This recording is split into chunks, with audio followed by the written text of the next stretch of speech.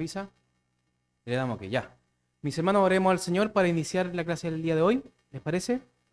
Acompáñenme. Padre bueno, Padre santo, gracias Señor por este precioso momento, Señor, que nos da de poder seguir, Señor, en comunión con la iglesia, Señor, con sus santos, pudiendo estudiar y prepararnos, Señor, con el propósito de conocer la historia, Señor, que rige nuestra iglesia, que rige la iglesia universal, la historia del cristianismo, tan importante, Señor, que es algo que tal vez en muchos lugares, Señor, eh, no lo conocen, mas nosotros, Señor, nos estamos preparando para ese propósito, para conocerlo y para entenderlo y también para darnos cuenta y valorar, Señor, de por qué la iglesia evangélica es tan importante, por qué, Señor, usted, Señor, ha, ha mantenido, Señor, y nos ha cuidado, Señor, durante tantos siglos, Señor. Gracias por eso, gracias por su amor y su misericordia. Le damos muchas gracias. Ayúdenos, Señor, a entender y comprender esta parte de la historia. En el nombre de su Hijo amado Jesús. Amén. Bueno, la semana pasada, hermanos, nos quedamos en esta presentación. ¿Quiénes son los pactantes, cierto?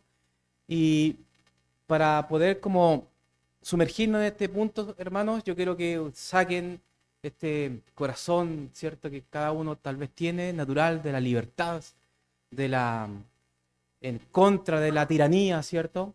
Podamos sumergirnos y ponernos tal vez, sacar las gaitas, ¿cierto? Que podamos tener en nuestras casas. No, mentira.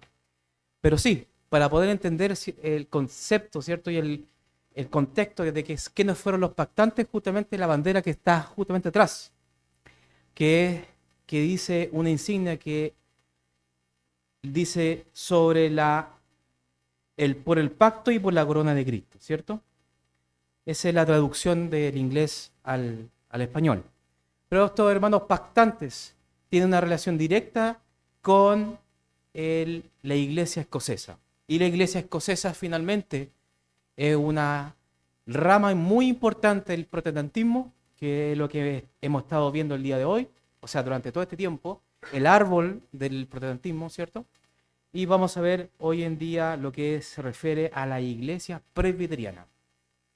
La iglesia histórica presbiteriana, la iglesia confesional, ¿cierto? Presbiteriana, y que fue también importante, muy crucial en este momento, en el periodo, ¿cierto? Donde Oliver Cromwell y junto con el movimiento puritano, ¿cierto? Cimentaron las bases de la república temporal en Inglaterra, ¿cierto? Pero esto viene directamente desde la cuna de Escocia. Y para poder entender un poquito, ¿cierto?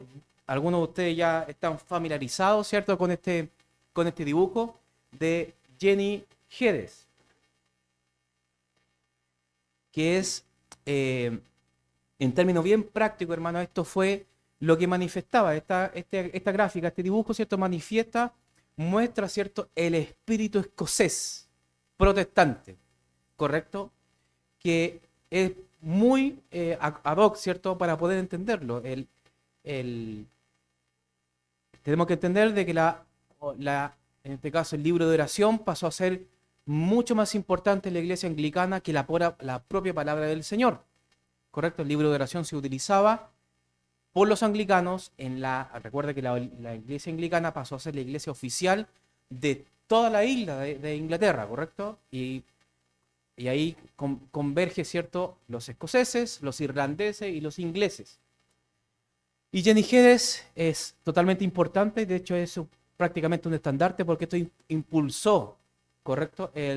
La revolución presbiteriana, el descontento, mostrar el descontento que había en contra de la iglesia oficial, que es la anglicana. Entonces Jenny Geddes pasó a ser una insignia para Escocia, para la iglesia de Escocia, en contra de lo que estaba sucediendo en la iglesia escocesa.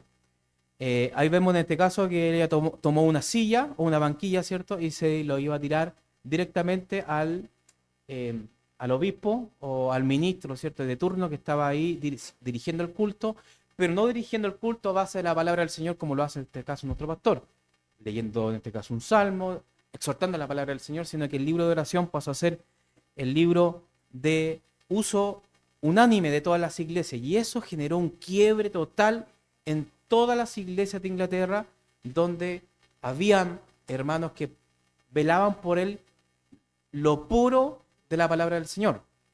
Hizo un quiebre, generó en este caso dos bandos entre el oficialismo y el puritanismo inglés, ¿correcto? Pero en estricto rigor esto ya lo habíamos visto, y esto tiene consecuencias por la ley de la uniformidad. Todas las iglesias tenían que leer el libro de oración, y el que no lo hacía era destituido, era excomulgado, era puesto prácticamente en disciplina, y sacándole las licencias para ellos poder ejercer pastorado, ¿cierto? Nosotros creemos que nosotros no necesitamos licencias ni títulos, si bien son muy importantes, pero la propia iglesia va a autenticar y va a confirmar el llamado de los pastores. Por eso nosotros creemos que la iglesia y el Estado son dos entidades que pueden convivir juntas, pero separadas, ¿cierto? Una de la otra, haciendo uso de caso del orden y la seguridad pública, y la iglesia en cosas totalmente espirituales. La iglesia no ejerce en el gobierno, y el gobierno no ejerce ningún tipo de influencia en la iglesia. Eso es nuestra posición, ¿cierto? En un principio, hermanos, yo les estuve hablando tal vez varios meses atrás respecto a que cada uno de nosotros tenemos este corazón protestante. Después, no, que somos reformados, ¿cierto?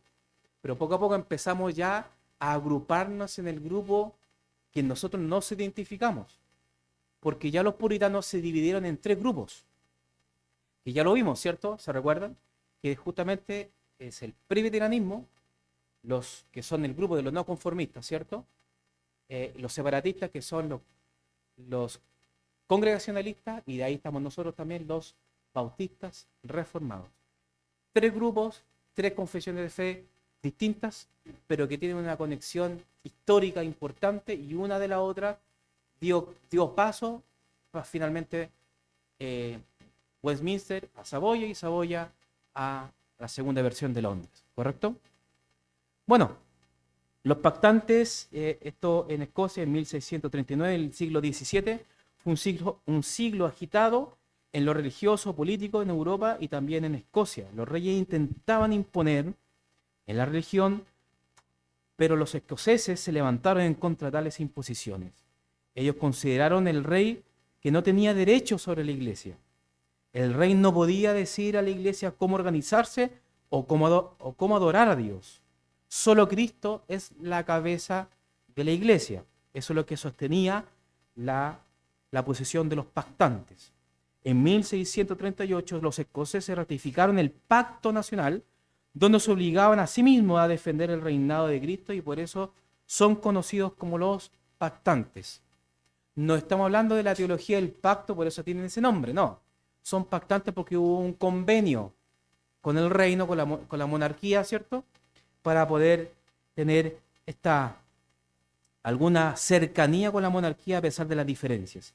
En principio el rey Carlos firmó el pacto, pero luego se arrepintió y afirmó que los pactantes eran traidores. Cuando la iglesia de Escocia realizó su primera asamblea después de 20 años, sin la autorización del rey, este se molestó y envió un ejército de 50.000 hombres contra los escoceses. Siempre el pueblo escocés, hermano, fuera o dentro del contexto de iglesia, siempre ha sido oprimido por la monarquía. Siempre. Y siempre han tenido este corazón, ¿cierto?, rebelde, corazón en contra de la tiranía. Y muchos, tal vez, de hecho, lo vimos con la confesión de fe escocesa, de que hasta roza un poco en la revolución. Y algunos lo critican respecto a eso, porque tenemos que tener una posición nosotros bíblica respecto al Estado. Y como que los escoceses se van por aquí y por allá, como que se ponen un poco nerviosos en ese sentido, por el contexto histórico que han tenido de las vivencias pasadas, ¿cierto? Por tener siempre encima de ellos un monarca, siempre tal vez tirano y corrupto. Entonces tienen ese corazón un poco más rebelde que tal vez la mayoría tal vez de los de otros grupos puritanos, ¿cierto? Pero en realidad ese corazón escocés se entiende, Tal vez yo personalmente no lo comparto mucho, pero sí lo puedo entender, ¿correcto? Bueno, el ejército de los pactantes era de 24.000 que marchaban tras la estandarte azul y su lucha era por el pacto y la corona de Cristo. Esto pasa a ser un estandarte, esto pasa a ser una bandera que ellos defendían, ¿cierto? Ellos no estaban defendiendo simplemente los intereses políticos, sino que ellos estaban defendiendo el interés de cuidar y proclamar el Evangelio. Cuidar, ¿cierto? Bajo su perspectiva escocesa, ¿cierto? Su realidad, bajo su confesionalidad, ¿cierto? Ellos trataban de defender la fe, ¿correcto? Pero ellos no deseaban la guerra, hermanos, porque el mismo pacto les obligaba a ser leales a su rey. Hicieron intentos múltiples por no iniciarla. En uno de estos intentos el rey cedió a las demandas escocesas, a la asamblea de para la iglesia y un parlamento libre para Escocia. El rey lo intentó subyugar a los pactantes, pero siempre caían en discordia, en discusiones y no llegaban a acuerdos mutuos, tanto el grupo de los pactantes como el rey. Siempre estaban en constante tensión, a pesar de que no era la intención primordial o primaria de los pactantes, ¿cierto? Ellos querían tener paz y llevarse bien, pero Carlos, el rey Carlos no lo deseaba, ¿no? Bueno, el pacto y liga solemne.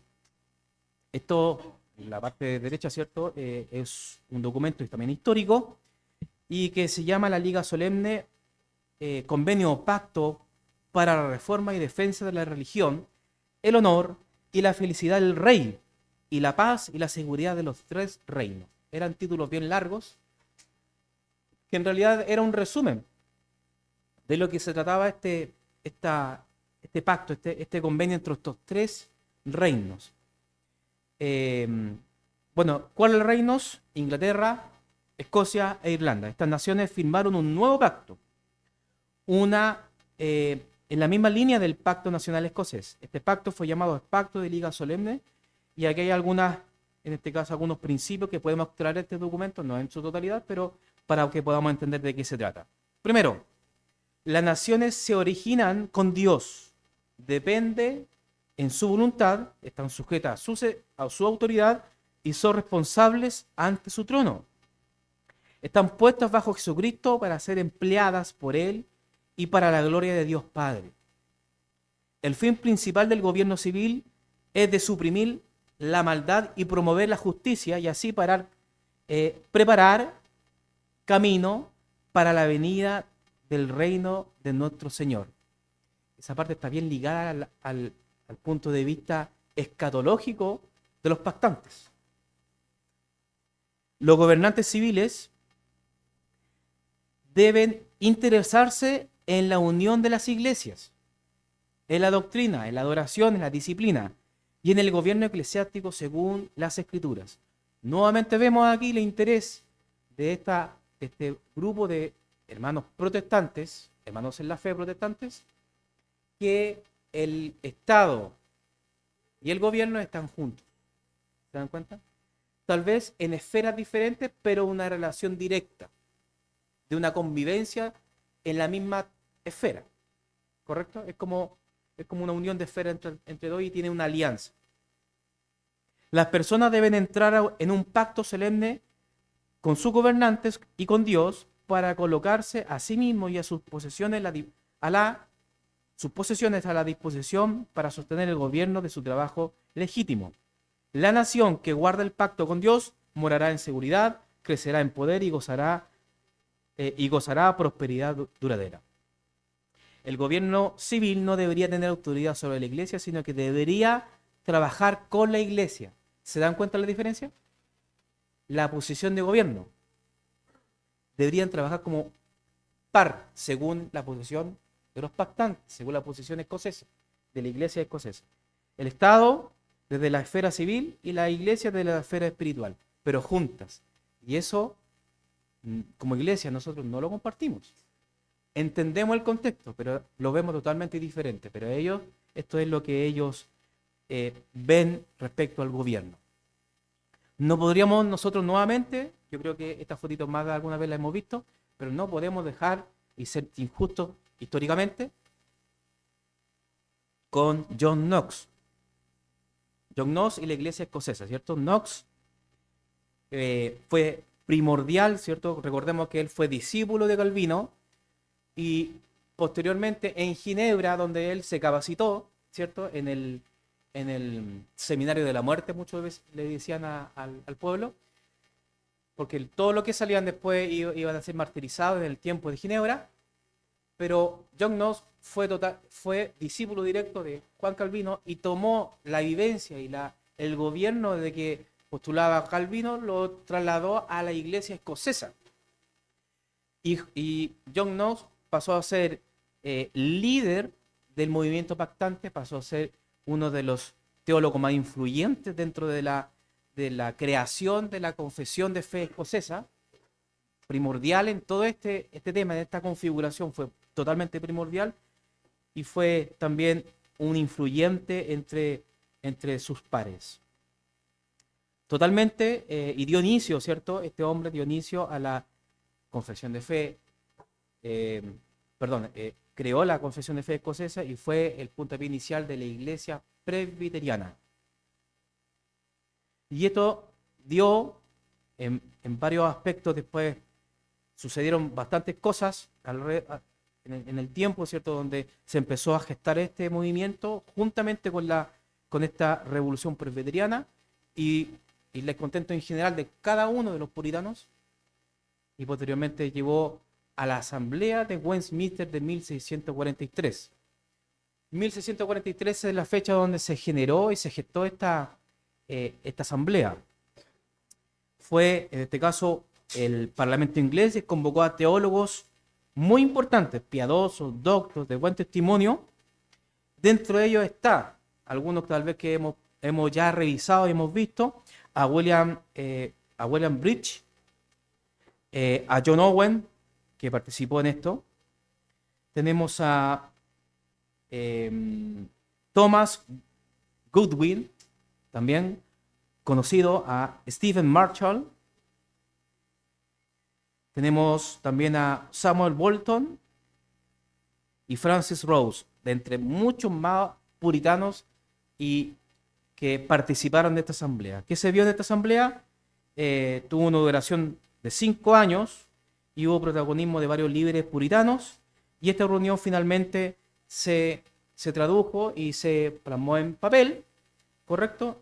Y como resultado fue la confesión de fe de Westminster y también el catecismo menor y mayor de Westminster. Estos 3 documentos importantes e históricos fueron parte de la primera reunión donde participaron los hermanos puritanos. La Revolución Gloriosa en 1688. Después del Acta de Uniformidad de 1662, Inglaterra declara como oficial el anglicanismo. Y durante todo este tiempo, la iglesia escocesa luchó para poder tener este espacio, correcto, de ser vistos como una iglesia oficial. Y eso pasó en 1689, ya con la libertad de poder, cada iglesia poder tener, en este caso, la libertad de hacer sus cultos, como la iglesia lo fue la iglesia presbiteriana. El gobierno presbiteriano fue conocido como una rama oficial en el protestantismo inglés. Mayormente a los datos tal vez históricos de los presbiterianos, tal vez ya lo hemos visto. Está muy ligado al puritanismo inglés, está muy ligado, ¿cierto?, a la realidad del siglo XVII de toda Inglaterra, a la guerra civil, Oliver Cromwell, que ya lo hemos visto, ¿cierto? El puritano que duró 3 años en el poder, ¿cierto?, con una república no monarca en Inglaterra, pero tal vez podríamos revisar ahora qué es lo que creen en este caso los presbiterianos. Primeramente, la iglesia presbiteriana se llama presbiteriana por el tipo de gobierno que tienen. Tal vez podríamos tener algunas similitudes con ellos, sobre todo con el aspecto de la pluralidad de ancianos. La confesión de fe de Westminster, hay varios capítulos, ¿cierto?, de que fueron extraídos para componer la confesión de fe de Saboya y la confesión de fe nuestra, la de Londres. Pero hay varios aspectos que no hubieron acuerdos y se modificaron. El gobierno presbiteriano se compone, primeramente, ¿cierto? Como ven ahí, de las iglesias locales, al igual que cualquier otra, una iglesia local. Pero esta iglesia local tiene un conjunto de otras iglesias que son representadas en este caso por sus líderes. Y eso se llama consistorios. Por ejemplo, la iglesia, nosotros somos la localidad de Santiago, imagínense de que tal vez hay otras iglesias más aquí en Santiago, entonces todas estas iglesias se componen del consistorio, lado metropolitano, para darle un nombre. Generalmente lo nombran por en la zona, ¿cierto? Entonces el consistorio se llama lado metropolitano. Pero nosotros estamos compuestos, la región metropolitana está compuesta por la zona central. Entonces, esa zona central, hay varias iglesias más presbiterianas, ¿cierto? Entonces, esa zona central se llama presbiterio, ¿correcto? El presbiterio del lado norte, presbiterio central y presbiterio sur, para que podamos entender bajo nuestro contexto de Chile, ¿no? Lado norte, lado central y lado sur. Y ese presbiterio también saca a ciertos representantes de los presbiterios y forman los sínodos. ¿Correcto? Y esos sínodos y asambleas en general son cuando ya están revisando doctrinas, alguna situación en particular que amerita ver un sínodo. Uno de los sínodos que históricamente hemos escuchado siempre es el sínodo de Dort, ¿correcto? Porque se vio un tema doctrinal. Entonces, y esto, hermanos, está compuesto de una pluralidad de ancianos. O sea, a ver si la otra presentación tal vez podría darnos más claridad, porque es muy importante ver eso, de que muchas veces tenemos la noción de que los hermanos presbiterianos, amén, si bien son hermanos, también tenemos muchas cosas en común, pero también hay bastantes diferencias que son muy notorias en contraste tal vez con la posición bautista reformada, ¿correcto? Por ejemplo ahí, ancianos, plural. ¿Eso qué quiere decir, hermanos? Existen dos versiones o dos sabores de ancianos dentro de la iglesia presbiteriana. Ancianos entendemos que un obispo, dentro del contexto presbiteriano no existe el obispado. ¿Se recuerdan que vimos el anglicanismo? El anglicanismo tenía un obispo y dentro de ese obispo existían ministros y pastores o presbíteros. Hace una distinción en este caso de grado. El obispo era más, tal vez tenía más responsabilidad de una diócesis. ¿Se recuerdan que vimos eso? Ya. El gobierno presbiteriano no tiene obispos, pero sí entiende al nivel escritural de que un obispo, un anciano, un pastor y un... ¿Estamos bien? Lo dije todo, parece. Es lo mismo. Pastor, obispo, presbítero y anciano, claro, ahí están los cuatro. Es lo mismo, ¿correcto? Para el mundo y la jerarquía, o mejor dicho, el gobierno presbiteriano, el anciano se compone por, que también puede ser un pastor o un ministro, el mismo nombre, pero se diferencia por anciano gobernante y anciano docente. El anciano gobernante, juntamente con otros ancianos que son gobernantes, no ven el tema doctrinal, no ven la enseñanza, ¿correcto? Pero son los que gobiernan la iglesia. Y en este caso, el anciano o presbítero o pastor docente es el que enseña a la iglesia.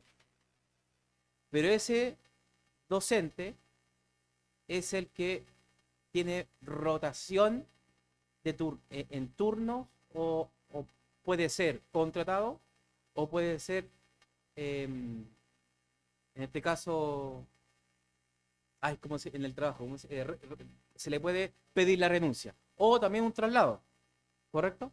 Entonces, en estricto rigor, si otro pastor, bajo el punto de vista presbiteriano, el pastor sería un pastor docente. Ellos dividen la docencia en la enseñanza con el gobierno, ¿correcto? De hecho, el anciano o pastor que enseña pasa a ser simplemente un consejero en la iglesia local para tomar las determinaciones. Pero en estricto rigor, los que gobiernan son los ancianos gobernantes. Puede ser uno o pueden ser varios. Ellos, tal vez lo común que podemos tener con ellos bajo el gobierno, tal vez como muy fino, es la pluralidad de ancianos. porque nosotros abrazamos el concepto de pluralidad de ancianos, porque el pastor hoy en día está ejerciendo la posición de anciano dentro de la iglesia, pero pueden llegar también otros pastores que pueden ser ancianos también, pastores, pero no de tal vez de enseñanza, sino que tal vez gobernantes. ¿Se entiende? Puede haber más pastores dentro de nuestra iglesia. Y eso es lo que nosotros pedimos, porque cuando se necesitan más pastores, es porque hay mucha más gente, naturalmente. ¿Correcto? Hermano, y de hecho nuestra constitución nos demanda a que tengamos oración siempre porque vengan más pastores. Tenemos que orar por los pastores, ¿correcto? Pero bueno, en síntesis, ojalá que ese hubiese servido mucho mejor. En realidad, en toda esta congregación, la congregación misma, donde está la membresía, ellos también tienen membresía de iglesia, se me olvidó tal vez comentar eso. Sus iglesias locales también están compuestas por una membresía y localmente, pero los que gobiernan son, en este caso, los presbíteros gobernantes y más el que enseña el anciano docente. Luego de todo eso se lleva a un presbítero general y posteriormente a una asamblea general o a un sínodo, ¿correcto? Es más o menos lo que ellos pueden entender. No existe independencia, ¿se dan cuenta? Tal vez podríamos resaltarlo. No existe una independencia de una iglesia con otra. La iglesia A de la iglesia B están en el mismo consistorio, entonces tienen que estar sujetos a la doctrina de ese consistorio. Y ese consistorio está sujeto a un presbiterio más grande y se sujeta a ese presbiterio. Es una especie, yo le doy este nombre, tal vez me van a funar por las redes, pero en realidad yo le doy el concepto de una jerarquía en bloque, porque es prácticamente así. No unificada una persona, sino que una cantidad de un grupo de personas, pero que finalmente, si uno se da cuenta y pone esto al revés, al final no es jerarquía. ¿Correcto? Pero de grupo de personas. Ese es en sencillo, ¿correcto? Viendo un poco lo que es el gobierno presbiteriano. ¿Qué creen? ¿Qué más creen los presbiterianos? Bueno, yo creo que aquí hay una muy... podemos ver en este caso luces que realmente hay muchas similitudes en lo que nosotros creemos, como por ejemplo el credo de los apóstoles, el credo de Nicea, perdón, la confesión de fe de Westminster.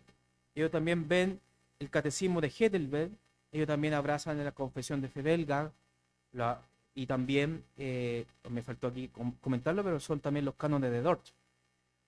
Se adjuntan las tres formas de unidad. Ellos abrazan las tres formas de unidad que son belga, Heidelberg y los cánones de Dort. ¿Correcto? Y de hecho, a base de esas tres formas de unidad es la que se formó Westminster. Westminster fue una obra histórica tremenda que dio una contribución, pero total, a lo que es la teología presbiteriana.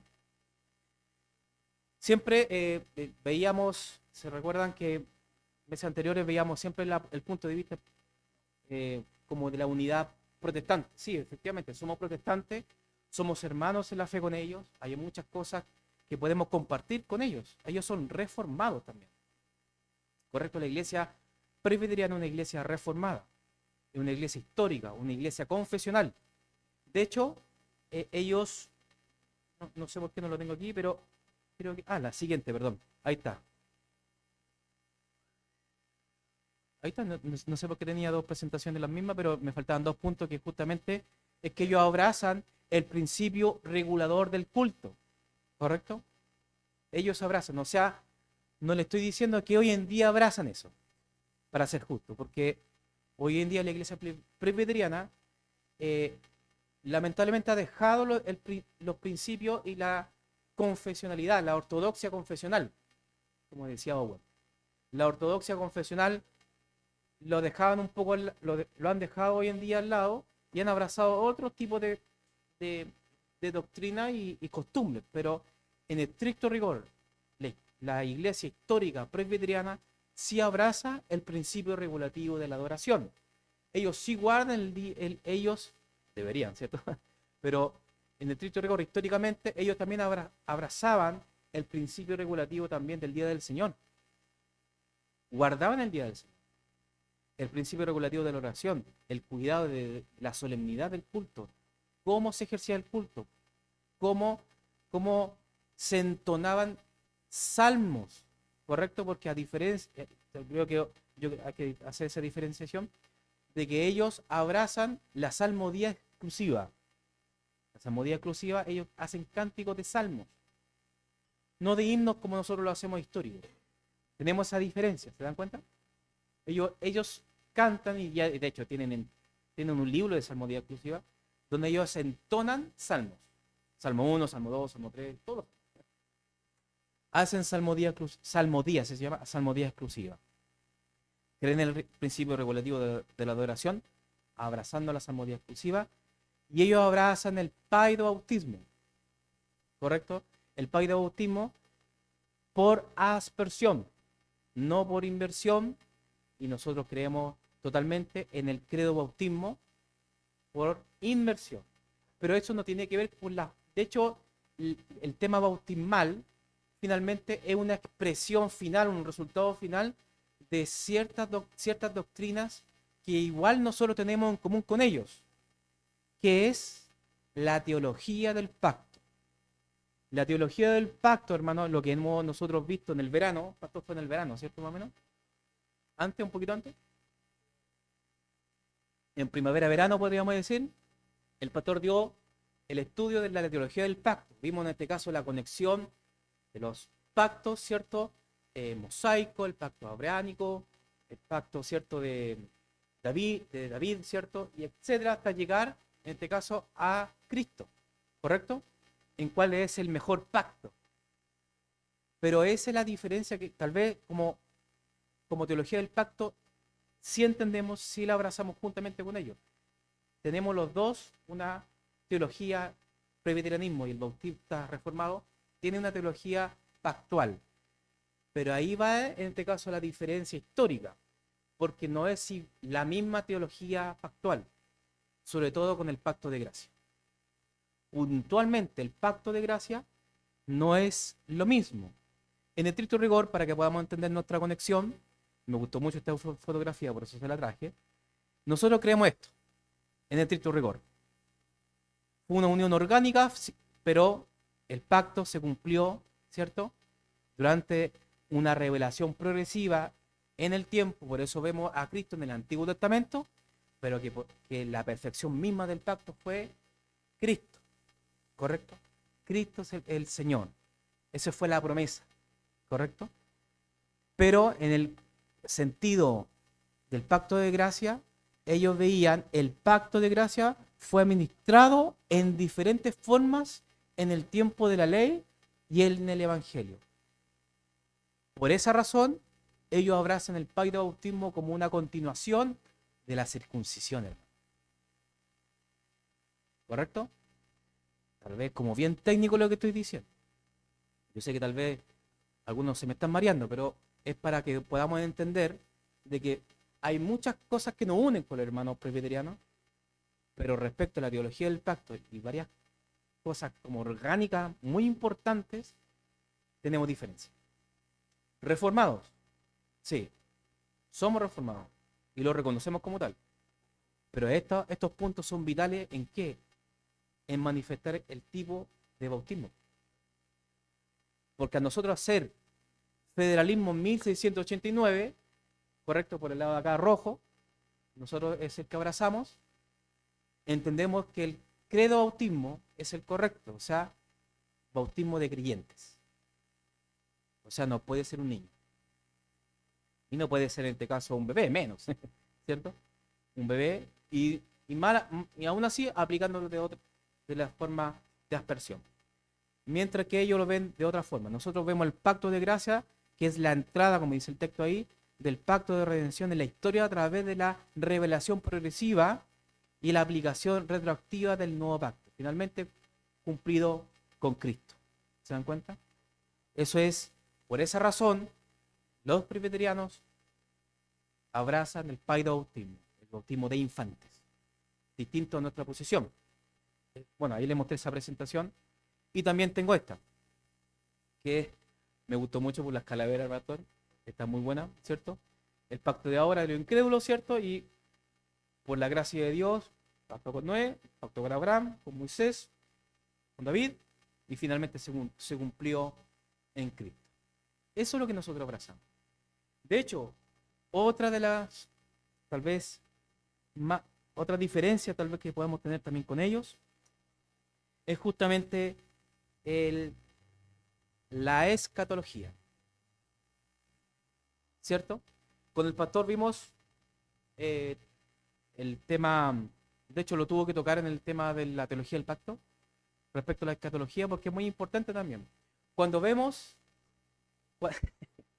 cuando vemos esto, hermano, vemos que hay cuatro posiciones, ¿cierto? Lo recordamos que es el premilenianismo pretribulacional, el premilenianismo, perdón, hermano, se me enreda la lengua, histórico, tenemos el postmilenianismo y tenemos el amilenianismo, ¿correcto? La posición histórica apunta a estos dos. La posición reformada apunta a estas dos posiciones escatológicas, postmilenianismo y amilenianismo. Ahora aquí tenemos y vemos el por qué ellos, en este caso el mundo presbiteriano, abraza la posición de un milenio literal, porque están preparando el camino, ¿cierto?, para el reino de Dios. O sea, en estricto rigor, la iglesia presbiteriana tiene, en este caso, en su escatología, que algún día la iglesia va a gobernar el mundo. O la sociedad, ¿correcto? Algunos de ellos le dicen la teonomía, pero en estricto rigor es como una teocracia, una restauración del reino de Dios, pero literal, donde la iglesia y el Estado van a gobernar y donde ellos argumentan de que la sociedad se va a poder comportar, sean o no sean salvos. Yo creo que ese es el punto, pero crucial, ahí se ve y se manifiesta la teología, porque en realidad el bautismo de infantes se aplica tanto, y ellos lo entienden así, como para la iglesia y también para los no regenerados. ¿Se dan cuenta? Ellos toman la iglesia de forma literal física, para no regenerados y para los regenerados. Entonces se aplica también para su escatología.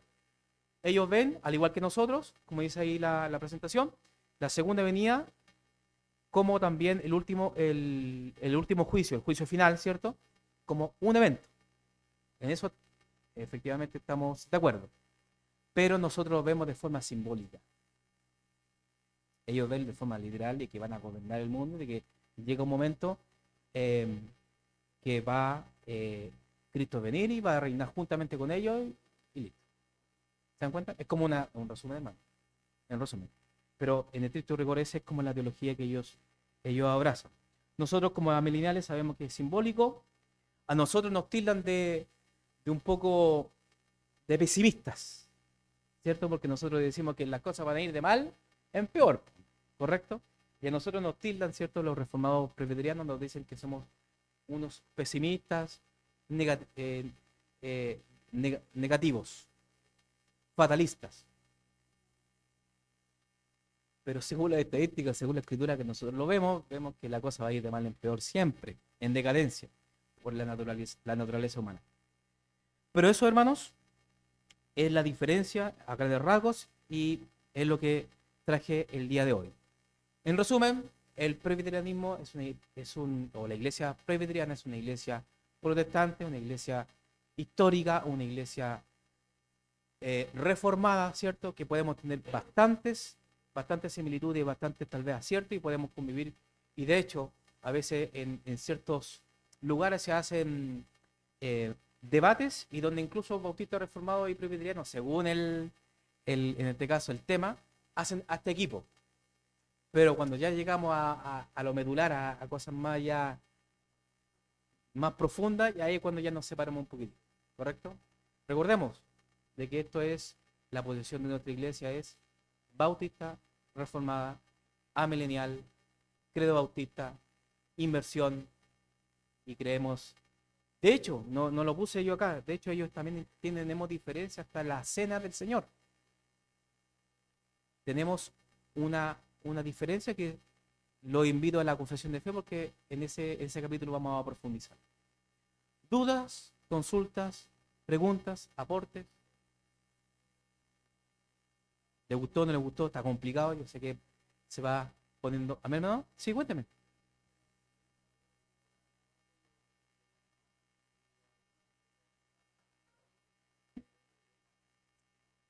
Preterismo.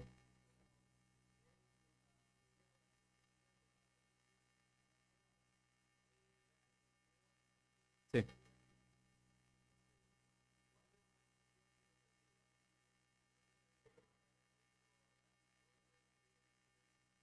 correcto. El preterismo, sí. Y sabe que hay un punto tal vez que es importante y que tal vez más adelante vamos a tener que profundizarlo, sobre todo en el siglo que viene, en el siglo XVIII, en el Gran Despertar, porque hay iglesia anglicana de que, si bien ellos tienen los 39 artículos, la oración de, el libro de la oración, ¿cierto? Pero ellos también tienen, internamente abrazan la confesión de fe de Westminster. Y tiene toda la relación, ¿cierto? Lo que acaba de decir el dato este del preterismo, tiene relación porque efectivamente hay iglesias que son de la Low Church, que sí abrazan y que sí toman para sí también la confesión de fe de Westminster. Algo que tal vez no vi venir y quedé, pero así como, bueno, muchas gracias, hermano. ¿Otro dato? ¿Terminamos? ¿Les parece? ¿Estamos bien? Amén, hermanos. Oremos al Señor para tener nuestro break y recibir nuestro culto evangelístico. Padre bueno, Padre Santo, gracias Señor por su amor, su misericordia, por todo lo que usted ha hecho por nosotros, Señor. Gracias porque nos da, Señor, estos espacios, Señor, que tan importantes, Señor, donde podemos prepararnos, donde podemos, Señor, estar también apercibidos, Señor, en todas estas implicancias teológicas que son importantes, Señor, que al fin y al cabo, Señor, es nuestra identidad. Es tan importante saber en qué creemos, tan importante saber, Señor, qué es lo que abrazamos. Ayúdenos, Señor, a seguir preparándonos, también a ordenar nuestra mente, Señor, tal vez con tantos datos, Señor, que la historia naturalmente se cuenta, pero necesitamos, Señor, de ser constantemente capacitados y constantemente, Señor, instruidos. Gracias, Señor, le damos en el nombre de su Hijo amado Jesús, nuestro Señor. Amén.